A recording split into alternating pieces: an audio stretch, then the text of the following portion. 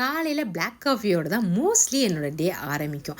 எனக்கு சின்ன பிள்ளையிலேருந்தே black coffee ரொம்பவே பிடிக்கும். நேத்திக்கு லஞ்சுக்கு சூப்பரான குஸ்கா தான் பண்ணியிருந்தேன். எப்போவுமே பாஸ்மதி அரிசி இல்லை ஜீரக சம்பா அரிசி வச்சு பண்ணுவேன்.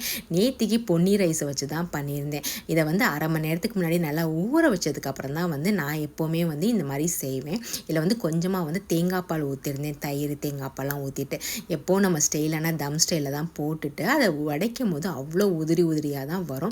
என் ரைஸுக்கு தண்ணி பார்த்திங்கன்னா 1:2 ரேஷியோ தான் வைப்பேன். நல்லா உதிரி உதிரியாக வரும். அதுக்கப்புறம் கொஞ்சம் மட்டன் இருந்துச்சு. நல்லா எலும்பெல்லாம் போட்டது, நெஞ்செலும்பு வாங்கியிருந்தோம்.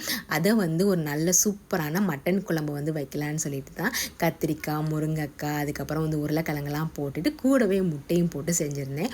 இதுதான் நேற்றுக்கு லஞ்சுக்கு. கூடவே ஆனியன் ரைத்தா தான். இங்கே டான்டாங்கின்னு ஒரு ஜாப்பனீஸ் ஷாப் இருக்குது. இங்கே ஸ்வீட் பொட்டேட்டோ பேக் பண்ணி வைப்பாங்க. அவ்வளோ டேஸ்ட்டாக சூப்பர் ஸ்வீட்டாக இருக்கும்.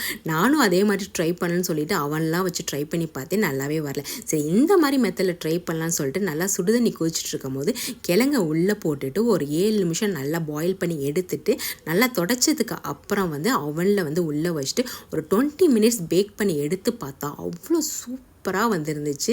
இனிமே நான் கடையில் போய் வாங்கணும்னு தேவையில்லை, நானே செஞ்சிருவேன். சூப்பர் சாஃப்டாக ஸ்வீட்டாக அவ்வளோ டேஸ்ட்டாக இருந்துச்சு. சாப்பிட்டுக்கிட்டே இருக்கலாம் போல தான் இருந்துச்சு.